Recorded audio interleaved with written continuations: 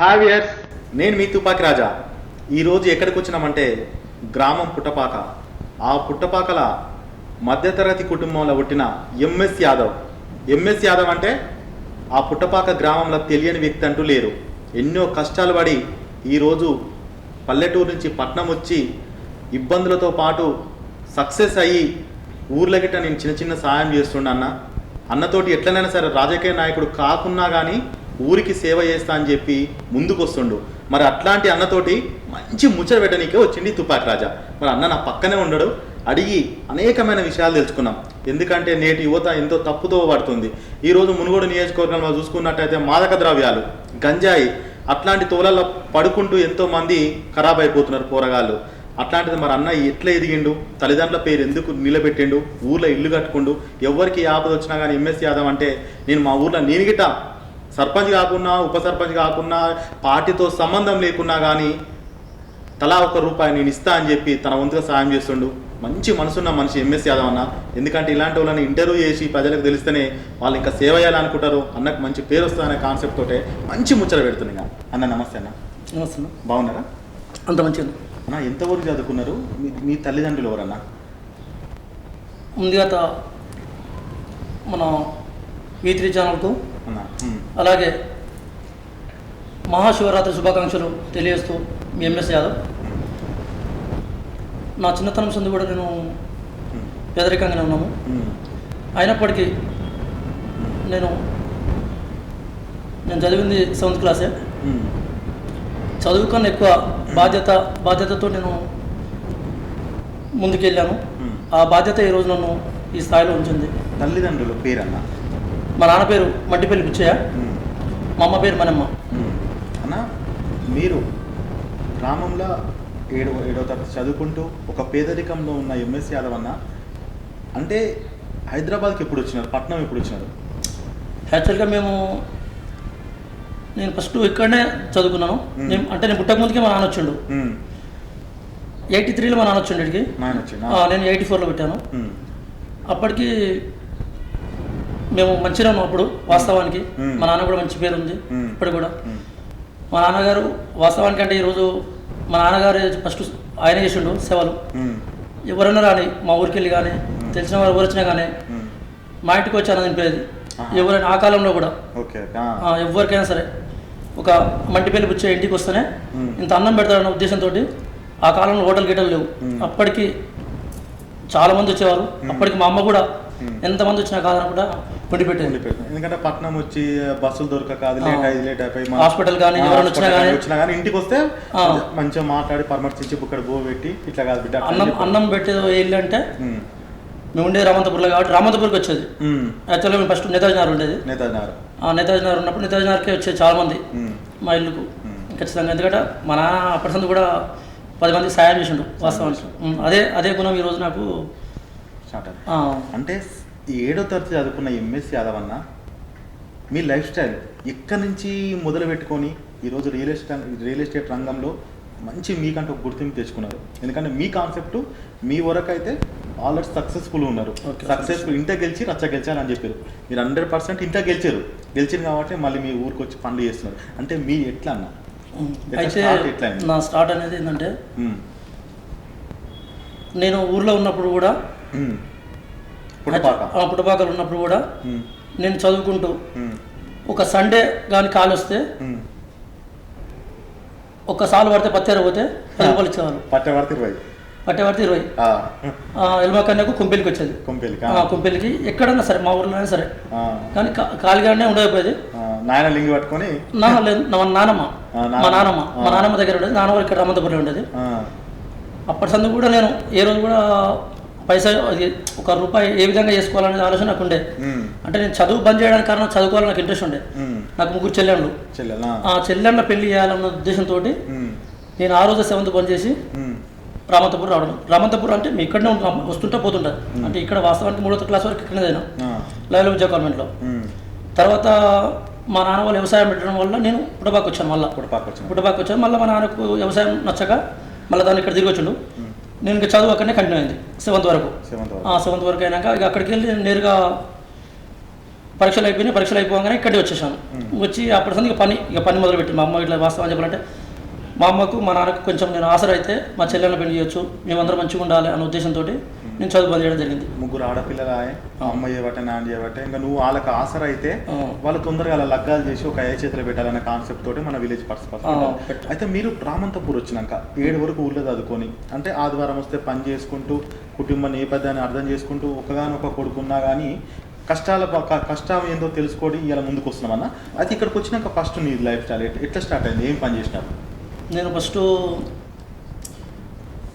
స్టార్టింగే ఉప్పర్ పనికి పోయినా. ఉప్పర్ పని పట్టణంలో 60 రూపాయలు ఇచ్చారు. 60 రూపాయలు చేసుకుంటూ ఒక 2 సంవత్సరాలు అట్నే కష్టపడి మేస్త్రి పని నేర్చుకున్నా. అప్పుడు 120 రూపాయలు. ఇది నాకు 2001లో 110 రూపాయలు. ఈ 110 రూపాయలు చేసుకుంటూ ఉదయం మళ్ళీ 6 గంటలు వేసి సంట్రింగ్ పని పోయేది ఓటికి పొద్దుగాల. అదొక సగం వచ్చేది. అంటే నేను ఆ కాలం కూడా ఇంకా చేసుకోవాలన్న ఉద్దేశంతో మామూలు ఒక కూలి చేసుకోవచ్చు కానీ కూలినార చేసేది. ఇంకేమైనా నైట్ టైం ఉంటే కూడా చేసేది. ఓటి లెక్క చేసేది. చేసుకుంటా అట్లా చేసుకుంటా మా చెల్లెని పెళ్లి చేసినాం. ఒక ఫస్ట్ చెల్లె పెళ్లి చేసిన, తర్వాత ఇంకో చెల్లె పెళ్లి చేసి నేను పెళ్లి చేసుకున్నా. కానీ మా బావాలు కూడా ఇప్పటివరకు దేవుళ్ళు వాస్తవానికి. వాళ్ళు అయితే వాళ్ళు ఇంకోట ఇలా మా బావాలు నాకు చాలా వరకు అన్ని విధాలుగా సహాయం చేస్తుంటారు, సహకరిస్తుంటారు. ముందుగా అదే విధంగా ఇక చేస్తుంటే 2002లో నారాయణ సేట్ అని జయదుర్గా ఫస్ట్ సారి నాకు 20,000 ఇచ్చి ఒక ఆటో కొనిచ్చాడు. నేను స్టెప్ అక్కడికి వెళ్ళి మొదలవుతుంది. మీ గురువు గారు మా సేటు దేవుడు మీకు నాకు దేవుడు. ఎందుకంటే ఫస్ట్ అన్నం పెట్టాను నీ లైఫ్ లో ఒక మైల్ రాయి అంటే నాకు ఒక స్టెప్ ముందుకు. ఈ ఏంటంటే ఈ 60 రూపాయలు ఈ 120 రూపాయలు నాది కాదు, ఇంకెక్కువ సంపాదించాలి. ఏం చేస్తే బాగుంటుంది అంటే ఆ సెట్ పిలిచి శంకర్ నువ్వు ఈ విధంగా చేసుకోరని, అప్పుడు ఎంఎస్సీ లేదు అప్పటికి, శంకర్ ఇట్లా చేసుకోరని చెప్పిండు. ఆయన ఇచ్చిన 20,000 తోటి ఒక ఆటో కొనిచ్చిండు. అయితే ఆటో కొనిస్తే కూడా అతనికి నేను చెప్పేసిన ఒకటే మాట, సెట్ నేను ఏ రోజు కూడా ₹1 అయితే లేట్ వచ్చాను, నేను కనుక్కున్న లోపు నేను ఇచ్చేస్తాను చెప్పిన. 8 నెలలు టైం పెట్టేసి 4 నెలల్లో చెప్పిన ఆటో బాకీ అంతా ఆటో బాకీ మొత్తం. ఇంకా నేను కష్టమే ఇక నేను ఇప్పుడు ఏదైతే 20,000 ఇచ్చిందో 20,000 ఇచ్చేసి మీరు ఇచ్చేసినాక ఇంకా చేసుకుంటూ అదేవిధంగా ఇంకో పెద్ద తీసుకుని జరగండి. అప్పుడు ప్యాగ్ వాటర్ తీసుకొని ఇట్లా నడుపుతున్నాక సంట్రింగ్ మళ్ళీ ఇప్పుడు ఇల్లు వస్తున్నాయి 1,000 రూపాయలు 500 600 వస్తున్నాయి. ఇంకా కావాలన్న ఉద్దేశంతో సంట్రింగ్ బాక్స్ పెట్టినా. సొంతంగా బాక్స్ పెట్టి టాటా ఏసీ తీసుకున్నాను. సూపర్. టాటా ఏసీ తీసుకొని అప్పుడు కూడా 2007-8 ఇక ఆ మధ్యకాలం నాది యాక్చువల్గా 6లో పెళ్ళి అయింది. 2006లో పెళ్ళి అయింది. పెళ్ళి అయినాక ఇంకా కొంచెం ఒక స్టెప్ మా మిస్సెస్ వచ్చినాక ఇంకా కొంచెం ఒక్కొక్క స్టెప్ ఇంకెక్కడ చూసుకోవాలి. అదే 2010కి వచ్చేసరికి ఇక నేను ఒక స్థాయిలో వచ్చేసిన. అప్పుడు నాకు అమ్మవారు బోనాల పండుగ అంటే ఇష్టం. పలారం బండి తీసేది. ఇక అమ్మవారు నాకు చాలా వరకు ఇలా రామంతపూర్లో ఎంఎస్ యాదవ్ పేరు రావడానికి కారణం అమ్మవారే. అమ్మవారి దయ. ఇంకోటి మన మంగళమ్మ తల్లి, రామంతపూర్ మంగళమ్మ. నాకు తర్వాత ఒక్కొక్కటి అలాగే నా కులదైవం కొమ్రెల్లి మల్లన్న. కాకపోతే నాకు దైవభక్తి ఎక్కువ. ఎవరైనా అన్నదానం చేసినా, ఏదైనా గుళ్ళకు ఏదైనా సహాయం అయినా నా వంతు సహాయం అయితే లేదని మాత్రం నన్ను అడిగి రాదు, ఇంతవరకు రాదు. నేనే కాదు లేకుండా మా మిస్సెస్ కూడా ఇచ్చేస్తుంది. అంతే. ఎందుకంటే చెప్పన్నా ఆయన అంటే ఖచ్చితంగా ఇస్తాడు. ఇంకా నీకు లేకుండా కానీ ఇస్తాడు, ఇచ్చే పంపిస్తుంది ఎవరికైనా. అయితే మీరు అనేక పనులు చేసుకుంటూ పని చేసుకుంటూ సంట్రింగ్ పని చేసుకుంటూ ఒక సేటు కలిసి ఇట్లా కాదు బిడ్డ అని ఇట్లా కష్టపడుతున్నావు అని చెప్పి నేను నమ్మి ఒక 20,000 చేతిలో పెట్టడం, 4 నెలల బాకీ అంతా తీర్పిన తర్వాత ఇప్పుడు మళ్ళీ రియల్ ఎస్టేట్ రంగంలోకి ఎప్పుడు వచ్చినారన్న? నేను రియల్ ఎస్టేట్ రంగం వాస్తవానికి నేను రియల్ ఎస్టేట్ రంగంలో రాపోదును. అదే ఒక ప్లాట్ కొందామని నేను తిరుగుతున్నా. అయితే ఒక 20 ప్లాట్లు చూపించారు నాకు. 20 ప్లాట్లు చూస్తే వాస్తవానికి అక్కడ ఉన్న నాకు చూపించిన వాళ్ళకి ఒక్కొక్కరు ఇద్దరు, ఉదాహరణకు ఈ 2 ప్లాట్లు ఒకరు చూపిస్తే ఇంకొక 2 ప్లాట్లు వేరే వాళ్ళు చూపించేది. అదేవిధంగా అప్పుడే 2007 యాక్చువల్గా 2007 నేను ఒక గుంటూరులో 150 గజాల స్థలం కొన్నా. గుంటూరులో 250 రూపాయలు, అది 2,500 గజం. ఆ కొన్నప్పుడు ఏమైందంటే వేరే వాళ్ళు మా దోస్తులు వచ్చారు, మాకు ఒక ప్లాట్ కావాలంటే నేను చూపించిన 20 ప్లాట్ మళ్ళీ తిరిగి ఎవరైతే నీకు 20 ప్లాట్లు నువ్వు కొందామని చెప్తే నీకు 20 ప్లాట్ చూపిస్తావో ఆ. మీరు స్టార్ట్ చేసారు కదా? నేను 20 ప్లాట్ చూపించిన చూపించి ఒక ప్లాట్ అమ్మించిన. అందులో అమ్మిస్తే నాకు అప్పుడు 10,000 ఇచ్చారు ఇది కమిషన్. అబ్బా. అంటే ఇంకా ఇదేదో కొంచెం డిఫరెంట్గా ఉంది. ఏం పని చేయకుండానే అంటే ఇంకోటి నేను ₹1 కట్టింది లేదు చేసింది లేదు, కలిసి చూపించడం వల్ల ఒక 10,000 ఇచ్చారు. ఇక్కడికి 10,000 అక్కడికి 10,000 20,000. ఆ 20,000 తీసుకొని ఫస్ట్ ₹10,000 ఏమో ఒక దేవునికి ఏటం కోసిన. ఎవరికి? అమ్మవారికి. మాంకాలమ్మ తల్లికి. మాంకాలమ్మ తల్లికి కోసిన. ఎందుకు మంచిగా అనిపించి మళ్ళీ ఒక 2 నెలలు ఇటు చిన్న తిరిగినా కొద్దిగా మళ్ళీ గ్యాప్ ఇచ్చిన. గ్యాప్ ఇచ్చేసి ఇక నాకు మళ్ళీ ఎందుకు ఈ బాక్సులు చాలా సరే అప్పుడు బాక్సులలో కూడా చాలా వచ్చేది, రోజుకు ఒక 3 నుంచి 4 వేలు వచ్చేది. ఇంకా మంచిగా మన లైఫ్ స్టైల్. ఇంకా పోతూ పోతూ ఇక ఇది వద్దు కానీ చెప్పేసి కొంచెం కష్టం ఎక్కువవుతుంది. అంటే విపరీతం కష్టపడ్డా. ఒకరోజు ఒక డీసీఎం అంటే ఉదాహరణ టాటా ఏసీలో 4 సార్లు లోడ్ వేసుకుని 4 సార్లు కాల్ చేసుకోవాలి. అంటే ఆల్మోస్ట్ ఒక డీసీఎం లోడ్ ఒక్కరిని వేసుకొని తీసుకోవాలి. లేదు లేబర్ తర్వాత పెట్టుకున్నా ఒక అశోక్ అనే అబ్బాయిని. ఆ అబ్బాయి కూడా మంచి చేసిన పని. అయితే అదే విధంగా చేసుకుంటే ఏమైందంటే ఇక రోజు పొద్దుగాల ఇంకోటి 4 గంటలకి లేవాలి. పొద్దుగాల 4 గంటలు లేవాలి. ఇక అన్నం కూడా టైంకి ఉండదు. 1 గంట కావచ్చు, 2 కావచ్చు, 3 కావచ్చు. అప్పటి వరకు ఇక బేవస్ అయిపోతాం. కళ్ళు తిరిగినట్టు అవుతుంది. అది కాకపోతే కష్టం మనం కష్టపడ్డాం ఏ రోజు కూడా. అది కొంచెం మూవ్ అనుకుంటే మాకు నేను చేసిన కుంటూరులో ప్లాట్ ఉంటే ఆ ప్లాట్ అప్పుడు కొన్న ప్లాట్ 150 ప్లాట్ అమ్మితే 7.5 లక్షలు వచ్చినాయి. అప్పుడు ఎంత కొన్నారు? అప్పుడు అది 3 లక్షలు చెల్లేమైంది. 3 లక్షలు అంటే కాకపోతే అక్కడ పెరగలే. అయితే అది ప్లస్ షాపు 2 కలిపి పంపించిన. 2 కలిపి పంపించి 2014 టోటల్ దిగినాయి కదా రియల్ ఎస్టేట్ రంగం బాగుందని. అయితే అక్కడికి వెళ్ళి ఇక అంతా నేను చేస్తుంటే మనకు మణిదీప కన్స్ట్రక్షన్ అని నలుగురు ఉంటారు. నెంబర్ మంచి సంస్థ మణిదీప అనేది ఒక బ్రాండ్. వాళ్ళ దగ్గర నేను పోతే వాళ్ళు నన్ను నమ్మి ఒక 10 ప్లాట్లు ఇచ్చారు. ఫస్ట్ 2 ప్లాట్లు వేరే దగ్గర ఉన్నా అలా పరిచయం కాకముందుకు. ఆ తర్వాత నన్ను నమ్మి కొన్ని డబ్బులు కడితే 10 ప్లాట్లు ఇచ్చారు. ఎంఎస్ నువ్వు చేయగలుగుతావు, నువ్వు అమ్ముకుంటే ఈ పైసలు అన్నారు. ఇంకా ఆ విధంగా ఇక టోటల్ ఇంకా అదే విధంగా పోయింది. ఇప్పుడు కూడా వాళ్ళ దగ్గర నేను అంటే వాళ్ళు ఏదైతే మీరు రియల్ ఎస్టేట్ రంగంలో ఈరోజు మీరు ఒక స్థాయిలో ఉండాలంటే అది 10 ప్లాట్లు మీకు వాళ్ళు ఇవ్వడం వల్ల దాన్ని మేము పూర్తిగా నమ్మకం వల్ల అందులో ఒకటైతే మీరు MS Yadav full hard worker. ఏ విధంగా అంటే పొద్దుగల్లా పని చేసుకుంటూ మళ్ళీ ఇంకో ఓటి పని చేసి ఆ వచ్చే పైసలన్నీ వెనకేయడం. అంతే. వెనక అనేది కాదు, నా ఖర్చు కూడా ఎక్కువ ఉండేది. నాకు సాయం వల్ల బాధపడుతుంటే ఎక్కువ సాయం చేసింది నేను. ఇంకోటి నా దగ్గర ఇటు ఉదాహరణ ఎవరన్నా ఇబ్బంది పడుతుంటే నా దగ్గర 5,000 అనుకో ఇంకొక 5,000 అప్పు చేసి కూడా ఇచ్చేది. ఆ బాధ కొంచెం బాధ అనిపిస్తుంది. ఓకే అది ఎట్లనైనా సరే నేను నోరు తెరిచి అడగంగానే నేను కాదనుకుంటా ఛాన్స్ చేశారు. అయితే ఇప్పుడు మీరు చేస్తున్న రియల్ ఎస్టేట్ రంగంలో ఇప్పుడు వాళ్ళతో పాటు జర్నీ జరుగుతుంది. అంటే వాళ్ళు వెంచర్లు వేస్తుంటారు, ఇప్పటికి కూడా వెంచర్లు వేస్తుంటారు. అంటే వాళ్ళు మిమ్మల్ని ఆ దగ్గరికి తీసుకొని ఒక మంచిగా మిమ్మల్ని తీర్చిదిద్దారు కాబట్టి ఈ స్థాయిలో ఉన్నారు. అది 100% అది నేను కూడా ఎప్పుడు చెప్తూ ఉంటా. అది ఏంటన్నా గ్రూప్ ఏది? మణిదీప కన్స్ట్రక్షన్. మణిదీప. నలుగురు ఉంటారా? నలుగురు ఉంటారు. వాళ్ళ పేర్లు చెప్తాను ఒక మాట. ఒక్కొక్కరి గురించి ఒక్కొక్క మాట. మహేష్ అన్న. ఆయన ఏంది? మహేష్ అన్న నీతో ఎట్లుండే సన్నిహితం? అంటే ఇక ఓపెన్ ఇప్పటికీ నన్ను సరే వాళ్ళు ఏజ్ పెద్దది. మహేష్ అన్న అన్న అంటాడు, రామన్న అన్న అంటాడు, గణేష్ అన్న అన్న అంటాడు, మళ్ళీ రవణ శంకర్ అంటాడు ఒక మాట. కానీ వాళ్ళు చాలా అద్భుతంగా మంచిగా అన్నదమ్ముల బంధమా? అంతే. వాళ్ళు ఇంకోటి మంచిది అంతేనా? మంచిగా ఉంటుంది. ఇప్పుడు కూడా ఏదన్నా మనకు ఇప్పుడు కూడా ఇది ఇట్లా ఏమైనా ఉంటే కూడా యాదవ్ గట్ల కొన్ని ప్లాట్లు తీసుకోపో సరే 2 రోజులు ఇటు ఆటో కానీ ఇస్తావు కానీ వెళ్ళిపో మూవ్ అవుతున్నట్టు. నీ గురించి మాకు తెలిసిన కాన్సెప్ట్ ఏదైతే మీరు స్టార్టింగ్ నుంచి ఆ జర్నీ అక్కడ ఆటో గురించి నా పెద్ద మనిషికి అప్పు తీసినాం, ఆయన నీకు రుణపడ్డ ఉన్నాడు, ప్లస్ వీళ్ళు నీకు రుణపడ ఉన్నాడు. ఎవరైతే ఈ నోరు తెరిచి అడిగినా కానీ మీ దగ్గర లేకున్నా కానీ పెట్టే రకం అయిపోయినది. అంతే అయిపోయింది. అది కూడా అయిపోయింది అన్న. ఈరోజు మంచిగా well settle. Okay. MS Yadav అన్న ఈరోజు నేను నా కుటుంబంలో 2 కొడుకులు, మా మిస్సెస్ కూడా అంతా ఓకే, అమ్మ నాన్న అందరూ ఇన్నే ఒకటి కాడ అంతా కలిసి ఓపెన్గా అంత మంచిగా ఉన్నాం. ఓకే. అయితే ఇప్పుడు మీ బాల్యం కానించి ఇప్పుడు స్టార్ట్ చేసినారన్న, మొత్తం చెప్పినారు. పుట్టపాక గ్రామం తీసుకుందాం. ఓకే. ఎప్పుడు కట్టిరన్న ఇల్లు?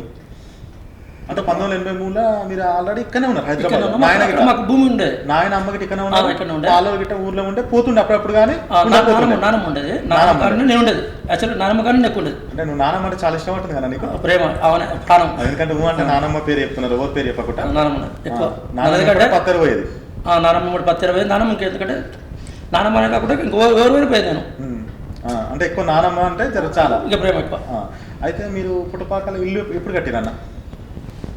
మనకు అది 2005 దాకా ఇల్లుంటే అది ఇల్లు కూలిపోయింది. అదేది నాన్న కట్టింది? నానమ్మ కట్టింది. నాన్న కాదు, నానమ్మ కట్టిందే. అంతా నానమ్మనే? నానమ్మ కట్టిందే. అయితే ఇక కూలిపోయింది. నానమ్మని కూడా ఇక్కడ తీసుకొచ్చుకోవడం వల్ల ఉండడం వల్ల లేకపోవడం వల్ల అది అప్పుడు కమ్మలది కదా, కమ్మలది ఉండడం వల్ల చేతులు పట్టి ఇటాడు వచ్చేసి ఇక దగ్గర కూలిపోయింది. కూలిపోయినాక నేనేం చేసిన, మళ్ళీ నా ఊర్లో నాకు ఇల్లు ఉండాలి. నేను ప్రతి దసరాకు ఊరికి ఖచ్చితంగా ఎక్కడైనా ఉన్నాయి విలేజ్కి వెళ్తా. అయితే ఆ రోజు నాకు అనిపించింది, ఒక రోజు నైట్ అయింది 9 ఎంత మామూలుగా ఉదాహరణ 8 అయింది. 8 అయింది, ఫ్రెండ్స్ అందరు రారంటారు, మా ఇంటి అంటారు. కానీ నేను ఎంత మంచిగా ఉండి నాకు అంటూ వీళ్ళు ఉండాలి అనే కాన్సెప్ట్ తోటి అదొకటి. ఇంకోటి మా అబ్బాయిలది దోతి ఫంక్షన్ చేసేయండి. అయితే నేను అనుకున్నప్పుడు ఇక్కడ ఏదైనా ఫంక్షన్లు చేయొచ్చు, 2-3 లక్షలు ఖర్చు పెట్టి చేయొచ్చు. కానీ అది కాదు, నా ఊర్లో ఇల్లు కట్టి నా ఊరు మొత్తం పిలిచి భోజనం పెట్టాలి. నా ఊరు మొత్తం పిలిచి మరి భోజనం పెట్టాలి అని చెప్పేసి పెద్దగా చేసిన. ఇక కుల మతం ఏం లేకుండా అందరూ లేదు, వాళ్ళు ఇంటింటికి టోటల్. ఇక మనకు అందరు ఏం లేదు, ప్రతి ఒక్కరికి చెప్పినా ప్రతి ఒక్కరు వచ్చారు. ఇద్దరు కొడుకులేనా? 2 కొడుకులే. సూపర్. అయితే అది 12 గంటలకు భోజనం స్టార్ట్ చేస్తే నైట్ 17 దాకా పెట్టినాం. లేదనే మాట రావద్దు. ఎన్ని కోసినావు మేకలు? ఇక మేకలు అంటే లెక్క లేవు కానీ 4 క్వింటాల మటన్, ఒక 3 క్వింటాల్ చికెన్. అప్పుడు మొత్తం మీద దోతి ఫంక్షన్ చేసి ఇల్లు కట్టడం స్టార్ట్ చేసిన. ఇల్లు కట్టినాక దోతి ఫంక్షన్ చేసిన. ఇల్లు కట్టారు, దోతి ఫంక్షన్ చేసినాం. అయితే ముఖ్యంగా చూసుకున్నట్టయితే పుట్టపాక గ్రామం అది. అయితే ఆ గ్రామంలో మీరు చూసుకున్నట్టయితే చేదోడు వాదోడు గల ఎంఎస్ యాదవ్ అన్న ఇలా అదే ఊర్లో పుట్టి పెరిగిండు, అదే ఊర్లో పని చేసుకుంటూ పట్నం వచ్చి ఎన్నో తిప్పలు ఎన్నో కష్టాలు పడుకుంటూ ఒక స్థాయికి వచ్చినాక ఇలా విలేజ్ దగ్గర మీరు హెల్పింగ్ చేస్తున్నారంట. అంటే మీ వంతుగా, అంటే ఏ పార్ట్తో సంబంధం లేకుండా ఎవరు వచ్చి ఇప్పుడు సర్పంచ్ అడిగినా లేకపోతే విలేజ్ వాళ్ళు ఎవరు అడిగినా ఏ కులస్తులు అడిగినా కానీ ఇది కావాలంటే చేస్తున్నా అని తెలిసిందన్న. వాళ్ళు వీళ్ళు అంటే తెలిసింది, నీకు చూడలేదు వాస్తవం చెప్పాలంటే. అంటే ఏమేం చేసినారు ఇంతవరకు? అంటే మనం ఊరికి చేసింది ఎప్పుడు చెప్పుకోవద్దు, మీరు అడుగుతారు కాబట్టి నేను కొన్ని చెప్పాల్సి వస్తుంది. సూపర్ అన్న, థ్యాంక్ యూ. అయితే ఊర్లో ఉన్న యువతకు క్రికెట్ కిట్లు కానీ, అదేవిధంగా వాళ్ళకు స్పోర్ట్స్ ప్రకారంగా ఏ విధంగా కావాలంటే ఆ విధంగా నేను చేసిన. డ్రెస్సులు కానీ ఇవ్వచ్చిన. యాక్చువల్గా వాళ్ళు కూడా నా ఊరు పేరు వాళ్ళు పెట్టరు. వాస్తవానికి నాకు 2 తీసుకొచ్చారు. అంటే అప్పుడే 2 తీసుకొచ్చారు. మొన్న రీసెంట్గా ఒక నెల కింద కూడా మన నారాయణపురం జరిగిన టోర్నమెంట్లో ఎంఎస్ యాదవ్ సెకండ్ వచ్చింది. వాస్తవానికి ఆ పిల్లలు ఆడికి కంగ్రాట్స్. ఎందుకంటే చెప్పిన ఒక రాజగోపాల్ రెడ్డి అతని అకౌంట్లో, అతని ఫేస్బుక్ అకౌంట్లో నా పేరు పెట్టిండు. అతని ఫేస్బుక్ అకౌంట్లో ఎంఎస్ యాదవ్ పుట్టపాక టీమ్ అని ఒక ఎమ్మెల్యే దాంట్లో కూడా నన్ను రాసిందంటే ఆ పిల్లలు నాకు పేరు తీసుకొచ్చింటే 100%. అందుకోసం ఆ పిల్లలకి ఎప్పటికైనా నేను ఇంకా చేస్తూనే ఉంటాను. అదేవిధంగా ఇక మీరు ఇంకోటి అన్నట్టు కాటమయ్య గుడి ఉంది ఇక గౌడ్స్ గుడికి కూడా నేను 1 కిలోమీటర్ స్తంభాలు ఇప్పించిన. వాళ్ళు అడిగారు ఉదయం ఇట్లా లేవగానే ఊరిలో ఉన్నప్పుడు వస్తే ఇక అడగంగానే నేను ఏం కాదనిలే ఎంతైతే చెప్తాను చెప్పేస్తే అప్పుడు టోటల్ నేను ఇప్పించిన. ఇంకా అదేవిధంగా ఇప్పుడు ఇంకొకటి నేను ఇంకా 2 బాకీ ఉన్న ఊర్లో. ఒకటి మన ఎస్సీ కాలనీలో అమ్మవారి గుడికి ఎల్లమ్మ తల్లికి నేను ఇస్తున్నాను ఒప్పుకున్నా. వాళ్ళు ఎప్పుడైతే మళ్ళా గుడి ఇంకా మన సరే వాళ్ళు అడిగారు 2 అడిగారు, 2లో ఒకటి చేస్తా చెప్పిన. అది ఖచ్చితంగా ఒకటి చేసింది. ముత్యాలమ్మ గుడికి ఒకటి చేసింది. ముత్యాలమ్మ గుడికి ఇంత ముందుకు ఇచ్చిన, ఒకసారి 30,000 ఇచ్చిన, ఒకసారి 15,000 ఇచ్చిన.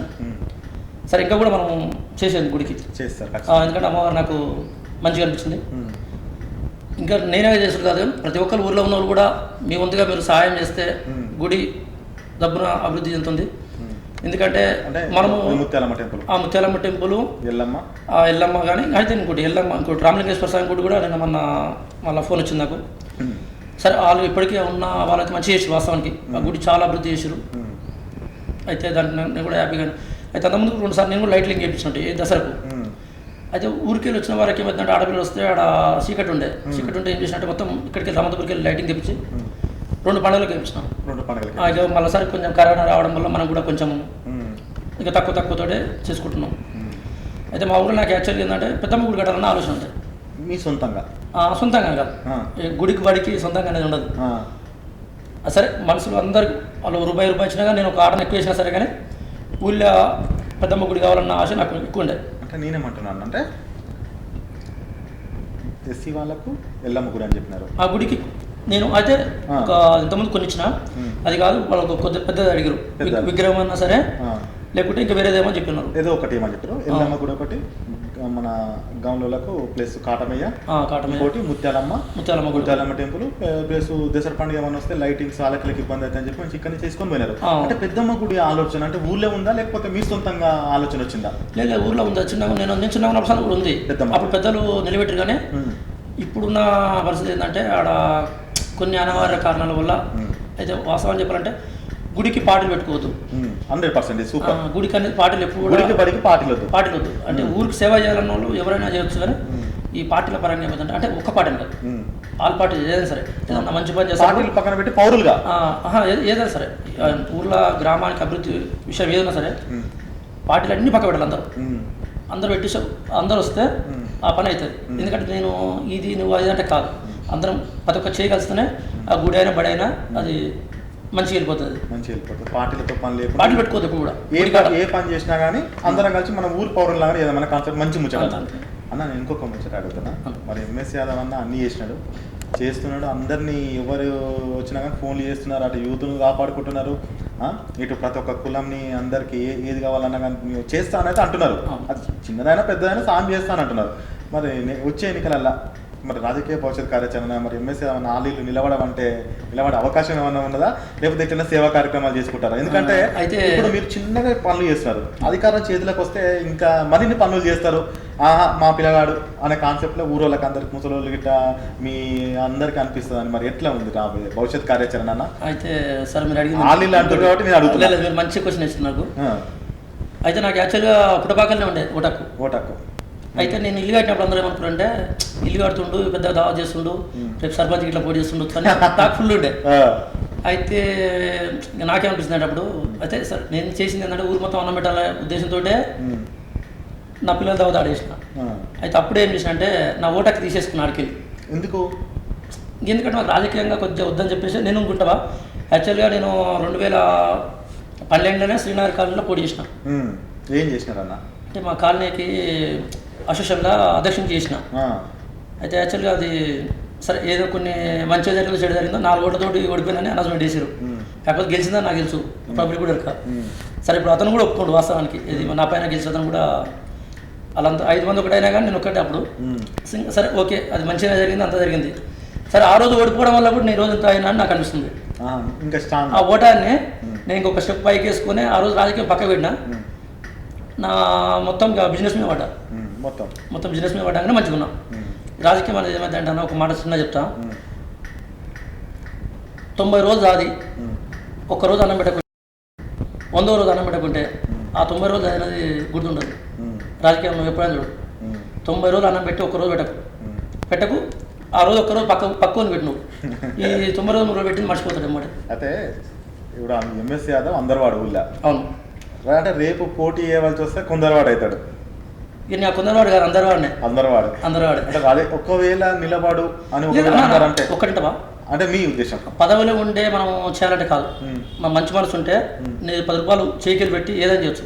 నేనేమంటున్నా మీరు అన్నది వాస్తవం, సేవా కార్యక్రమాలు చేసుకుంటారు మీరు జరిగింది చెప్పారు. ఒకవేళ మీ ఊళ్ళో అడిగితే ఇప్పుడైతే నాకు అవకాశం ఇస్తే వద్దు, నాకు అవకాశం ఇవ్వకుంటే మంచిది. అవకాశం ఇవ్వకుంటే మంచిది. ఇప్పుడన్నా నేను ఇప్పుడు ఆల్ పార్టీస్కి ఏదన్నా ఉంటే నాకు ఇప్పుడు ఇప్పటికీ ఫోన్ చేస్తారు. ఒక్క పార్టీని కాదు ఏ పార్టీకైనా ఏదైనా నాతో ఏమైనా అవసరం పడితే ఖచ్చితంగా చేస్తారు ఆల్ పార్టీస్. వాస్తవం చెప్పాలంటే కమ్యూనిస్ట్ వాళ్ళు భగత్ సింగ్ విక్రమ్ పెట్టినప్పుడు నా కాడికి వచ్చారు. నేను ఆ కాలంలో కూడా 10,000 ఇచ్చిన. ఓకే ఇటును అంబేద్కర్ విగ్రహం పెట్టినప్పుడు నా కాడికి వచ్చారు, అప్పుడు ఇచ్చిన. ఇంకేదైనా చేస్తే ఇస్తా, కానీ సొంత ఒక్కటే పార్టీ కోసం అనుకుంటే చేయాలి. ఎందుకంటే అది ఊరికి ఏదైనా ఉపయోగపడుతుందంటే మాత్రం ఖచ్చితంగా చేస్తాను. మహనీయుల విగ్రహాలు చేస్తాను అన్న. సరే ఏదేమైనా సరే మంచి ముచ్చట చెప్పినారన్న. ఈరోజు చూసుకున్నట్టయితే ఒక పేదరికం నుంచి వచ్చిన ఎంఎస్ యాదవ్ అన్న మంచి స్థాయిలో వండుకుంటూ ఏదైతే పిల్లల దావత్ చేస్తే ఆ దావతి ఊరంతా అన్నం పెడితే సర్పంచ్ పోటీ చేయడానికి అన్ని చేస్తున్నారంటే వెంటనే ఓటకు దాన్ని రద్దు చేసుకున్న ఏకైక వ్యక్తి అంటే ఎంఎస్ యాదవ్.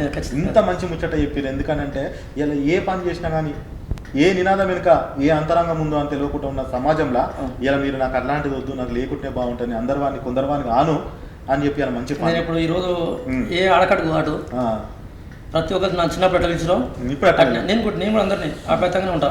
నేను పెద్దగా ఇటును సార్ మనం ఎంత ఉన్నా కానీ ఒదిగే ఉండాలని నాకు ఊరు ఇంకోటి సార్ నేను ఏడైనా చూపిస్తున్నాను నా రూపాయి కానీ ఊర్లో మాత్రం ఎప్పుడైనా నేను అట్నే ఉంటా. అదే శంకరు అదే ఉదాహరణ. నేను మా నాన్నమ్మ మార్షకారం వేసి పెట్టింది నాకు, మార్షకారం నేను అట్లా అదిలోనే అదే ఉంటా. సరే ఈరోజు పైసలు ఉంటాయి అది ఉండదు తర్వాత విషయం, కానీ ఫస్ట్ మన స్థాయి ఏంది ఆ స్థాయి మాత్రం మర్చిపోదు. ఇంకొకటి ఎంఎస్ అన్న, మీరు యువతకి ఏం చెప్పాలనుకుంటున్నారన్న? నేను ఒకటి ముఖ్యంగా నేను చెప్పాల్సింది ఏంటంటే మెయిన్ మద్యానికి అయితే అలవాటు కావద్దు. ఒకటి నాకు ఇంకోటి ఉంటావా, నాకు ప్లస్ పాయింట్ ఏంటంటే నాకు మద్యం అలవాట్లేదు. నిజంగా లేదు, అందుకని స్మార్ట్ ఉన్నారు. అయితే స్మార్ట్ అనేది అదేం లేదు కానీ బెటర్నే ఉండాలి. అయితే ఆ మద్యం అలవాట్లేదు అనుకో, ఒక పని మీద దృష్టి ఉంటుంది, ఏకాగ్రత ఉంటుంది, ఏం పని చేయాలనేది ఇంకోటి మైండ్ సెట్ అయింది. ఈ మందుకు అలవాటైన అనుకో, ఫస్ట్ నిన్న వాడు దాపించుండు, వాడు దాపేయకుండా వాడేమనుకుంటాడు అని చెప్పేసి వాడికి ఎప్పుడు దాపాలి వీనికి ఎప్పుడు దాపాలి ఏడ కూర్చుందామన్న ఆలోచన ఉంటుంది. కానీ వాటి మనం ఏం పని చేయాలి, ముందుకు ఎట్లా పోవాలి, రేపు ఆ తల్లిదండ్రులకు మనం ఏ విధంగా మంచి పేరు తీసుకోవాలన్న ఆలోచన అయితే ఉండదు. అది మాత్రం మెయిన్ యువత అనేది ఏంటంటే ఏం చెప్పాలనుకుంటున్నాను నేను చెప్పేది ఏంటంటే, ఒకటి మద్యానికి దూరం ఉండాలి. ఇంకోటి చదువుకునే వయసులో చదువులో తెలియదు కానీ ఖచ్చితంగా చదువుకొని ఒక ఉద్యోగం చేసుకొని 10 మందికి ఉపయోగపడితే చాలా వరకు నేను కూడా నా అభిమానులకు కూడా నేను ఒకటే మాట, మీరు కష్టపడితే ఖచ్చితంగా ఎదుగుతున్నాం, కష్టపడకుండా అయితే ఏది రాదు. నేను చెప్తున్నా ఈరోజు ఆ కష్టపడడానికి ఈరోజు మంచిగా ఉన్నా, నేను వాస్తవాన్ని చెప్తున్నా, ఎందుకంటే నేను గౌరవంగా చెప్పుకుంటాను. ఎందుకంటే నేను ఆ రోజు కష్టపడ్డా, కానీ ఏంటవా ఒక పూట అన్నం కూడా టైంకి తినపోయేది, కానీ పని సరే ఈరోజు తింటావా, ఈరోజు అంతా మంచిగా ఉన్నా, హ్యాపీగా ఉన్నా, నేను చేసుకున్న భార్య కానీ అమ్మ నాన్న కానీ అందరం హ్యాపీగా ఉన్నా, మంచిగా ఉన్నాం. నేనేమన్నది అది ఒకటి. ఇంకోటి బండ్లు కూడా నాకు యాక్చువల్గా ఒకసారి బండి మీకు పడితే సగం హెల్మెట్ అయిపోయింది, హెల్మెట్ ఉండడం వల్ల నేను బతికిన. ఒకసారి కారు పల్టీ కొడతాడు సీట్ బెల్ట్, వాస్తవానికి నాకు ఎందుకంటే 4 సార్లు మిస్ అయినాను. ఈ 4 సార్లు మిస్ అయినప్పుడు నాకు అక్కడ అనిపించింది, ఈ భూమికి మనం రెంట్కి వచ్చినాం, భూమికి మనం రెంట్కే వచ్చినాం, రెంట్ టైం అయిపోతే వెళ్ళిపోతాం. కాబట్టి ఆ రెంట్ టైం నాకు ఇంకా ఉందనే ఉద్దేశంతో నేను కూడా చాలా మందికి ఏం చెప్పిన అంటే, బండ్లు ఎప్పుడైనా సరే వేగం పోవద్దు, వేగం పోతే అది పానానికే, నువ్వు ఎంత స్పీడ్ పోతున్నావో అంత జల్దీ మనం పోతున్నట్టు దానికి. ఎందుకంటే మనంతా మనము తోడుకొని మనం పోతున్నాం, మన బంధువులు మనమే తోడుకుంటున్నట్టే. ఏదేమైనా సరే అందరు మంచిగా ఉండాలి. డ్రగ్స్ కానీ మద్యం కానీ దూరం ఉంటే మీ విజయం ఖచ్చితంగా మీ వెంటనే ఉంటుంది. నేను ఈ రెండే సపోర్ట్ చేస్తారా మరి మీ యువతకు? మీరు నేను ఖచ్చితంగా చేస్తాను. నేను అనుకుంటావా, నేను ఈ రోజు కూడా చెప్పిన ఒక 20-25 మంది మార్చిన, 20-25 మంది నేను మార్చిన, వాళ్ళు తాగరు, ఇంకా వాళ్ళు కూడా పనిచేసి మొత్తం టోటల్ అంతే. ఏంటంటే మెయిన్ ఏంటంటే ఆ మందు ఎప్పుడైతే పని చేస్తారో మనకి పని మీద దృష్టి ఉంటుంది, ఏం పని చేయాలి, రేపటి పని కూడా ఈరోజు చేస్తాడు. ఇవాళ ఏం చేస్తాడంటే ఈ తాగుడు ఉందనుకో రేపు చేసుకోవచ్చు అనుకుంటాడు, కానీ అది కాదు. ఒకటి ఏం చేసేదానా మీరు, ఎందుకంటే నేను సర్పంచ్లతో ఇంటర్వ్యూ చేసిన, జెడ్పీటీసీలు ఎంపీటీసీలు అనేక మంది ఎమ్మెల్యేలతో ఇంటర్వ్యూ చేసిన, ఎందుకంటే నాకు మంచిగా అనిపించింది. ఉన్న వాస్తవం మీ మనసులో ఏదంటే ఉన్న మాట ముచ్చట చెప్పినారు. మరి ఎట్లుందన్న మా తుపాకి రాని ముచ్చట? మీ మాట ముచ్చట మంచిగా ఉంది, నిజం చెప్పాను. మాట అయితే తూటలానే ఉన్నాయి, నా మాట తూటలానే మంచిగా ఉందా? సూపర్. ఫస్ట్ వచ్చినప్పుడు ఏం చేస్తారు, ఎట్లా చేస్తారు అంటే కదా, మరి ఎట్లా ఉంది మరి మా ముచ్చట? మీ ముచ్చట మంచిగా ఉంది, పెడదామా? పెడదాం, ఖచ్చితంగా పెడదాం. ఇంకోటవా చెప్పండి, మీరు కూడా 10 మందికి దగ్గర పోయి చేస్తుంటే వాళ్ళు కూడా వాళ్ళ ఊరి కోసం ఎంతో అంత చేస్తుంటారు తప్పకుండా. అయితే ఇప్పటికి ఒకటి మన అది కొండపురం అని గ్రామం ఉంటుంది, వాస్తవానికి ఆ స్కూల్కి ఒకసారి బ్యాండ్ ఇప్పించిన, అదేవిధంగా ఆ ఊళ్ళో కూడా ఒక గుడి కడుతుంటే మేము పైన ఏమంటారు అంటే శిలాలా ఏమంటారు పైన గోపురాలాగా అవి పెట్టించినాం. అయితే వాళ్ళు కూడా వాళ్ళు ఎంఎస్ అని వచ్చినట్టు సరే ఏమంటున్నట్టు ఓపెన్గా సరే మంచి చేస్తే మంచిగా ఉంటుంది, కానీ చెడు ఇంకోటి మనం ఎవరు కూడా అయితే ఇబ్బంది అయితే పెట్టద్దు. నువ్వు మంచి చేయకుండా పర్లేదు కానీ ఇబ్బంది మాత్రం పెట్టద్దు, ఇబ్బంది మాత్రం పెట్టద్దు. మీ అమ్మమ్మ ఊరు గిట్ట మర్చిపోకు. మా అమ్మమ్మ పుట్టిన కొంపెల్లి అప్పుడప్పుడు మరి మీ మమ్మల్ని గిట్ట జరా ఖచ్చితంగా వస్తాయి అంటావా? నేను కొంపెల్లి ఎందుకంటే నేను వచ్చినప్పుడు బాగా వచ్చేది, కాకపోతే ఏంటంటే ఇక మా అమ్మమ్మ మా కాలం వెళ్ళినాక ఇక మేము కొంచెం తక్కువైంది అన్న. మళ్ళీ ఒక్కసారి ముచ్చట పెడదాం. ఓకే అన్న, సంతోషం. అలాగే V3 ఆ ప్రేక్షకులకు మీరు సబ్స్క్రైబ్ చేసుకోండి, అదేవిధంగా షేర్ చేయండి. ఓకే, చూసారు కదా.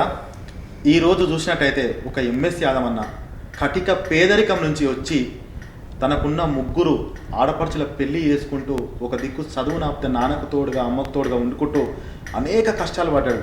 ఏ కష్టాలు పడ్డాడో అది ఎవరికి ఇప్పుడు చూసిగా ఎంత మంచి ముచ్చట పెట్టినాడో. యువకులారా ఇప్పటికైనా ఆలోచించండి. మద్యానికి బానిస కాకుండా నడుం కట్టి ఏదైనా ఒకటి చేద్దాం, సంకల్పం ఉంది, నేను మీకు సపోర్ట్ చేస్తాను అంటున్నాడు. ఈరోజు చూసినట్టయితే రాజకీయాల్లోకి నేను రాను, సేవ చేసుకుంటా, ఏ కులంలో ఏది అడిగినా కానీ నా వంతు సాయం చేసుకుంటా, నా దగ్గర లేకపోయినా అప్పు చేసినా సరే ఇస్తా, కానీ అందరూ మంచిగా ఉందాం, అందరితో పాటు నేను మంచిగా ఉంటా అని నిరంతరం ప్రజలతో పాటు ఊరిని కాపాడుకుంటూ ఎవ్వరు వచ్చినా ఏ ఊరికి వచ్చినా కానీ అందరు నిరంతరం సేవ చేసుకుంటూ మరలా ఇంకా అమ్మవారి ఆశీస్సులు ఉంటే ఇంకా మంచి పని చేస్తా, కానీ రాజకీయాలకు మాత్రం దూరంగానే ఉంటా. ఎందుకంటే కొందరువాడ కాదు అందరివాడగా ఉంటా అని ఎంఎస్ యాదవ్ అని చెప్పిండు. చూసిరు కదా అన్న, సిగ్గుపడకుండా ప్రతి పని చెప్పిండు. ఆటో నడిపిన, ఊపర్ పని చేసిన, సెంటరింగ్ పని చేసిన, ఆ నుంచి పోయిన రియల్ ఎస్టేట్ రంగం వచ్చినాక సరే నా ఊర్లో నేను ఫంక్షన్ చేసుకోవాలి, నేను పట్నంలో ఢిల్లీకి రాజైనా కానీ తల్లి కొడుకు అన్నట్టు పల్లెటూరుని మర్చిపోకుండా ఈరోజు ప్రతి ఒక్కరు హృదయాలలో ఉండంటే ఎంఎస్ యాదవ్ అన్న నాకిట ఆదర్శంగా అనిపిస్తుంది. ఎందుకంటే ఇలాంటి వాళ్ళని ఇంటర్వ్యూ చేస్తే ఇంకా మంచి పనులు చేస్తారు, ఇంకా ఊర్లో ఎవరైతే చేయాలన్న ఆలోచన ఉందో వాళ్ళకిట చేస్తారని చెప్పి నేను అనుకుంటున్నా.